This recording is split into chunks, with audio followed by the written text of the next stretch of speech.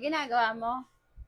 Ah, Magsusukat lang ako ng fasting blood sugar ko. Kayo ba, nagsusukat kayo ng fasting blood sugar? Anong pansukat nyo?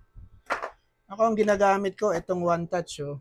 Kasi ito yung nakita kong pinaka-accurate sa lahat ng available sa market. And today, ibus na yung ko, yung test strip ko, konti na lang, oh. Kaya bumili tayo ng bago. Sa Shopee ko lang to binibili tong test strip na to. Medyo may kamahalan lang ng konti, mga around 1,000 plus siya.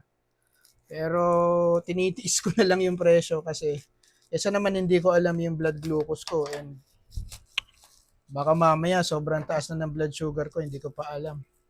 Yung Lancel, mas mura-mura to mga around parang 400 lang yata yung 50 pieces. Ang mahal tong test strip. Yung test strip na 50 pieces, mga around 1 to 2 eh. So, mas mahal. So, ito yung itsura niya. So, para kang, merong lalagyan ng negatives. Film negatives, kung natatandaan niyo pa kung 90s and 80s kayo. So, yun lang. Ang regular fasting sugar ko is around 116 to 118. Kayo ba?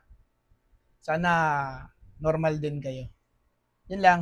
Ilagay ko na lang sa baba yung affiliate link if interested kayo bumili nitong One Touch. Accurate to kaysa dun sa mga ibang nakikita nyo.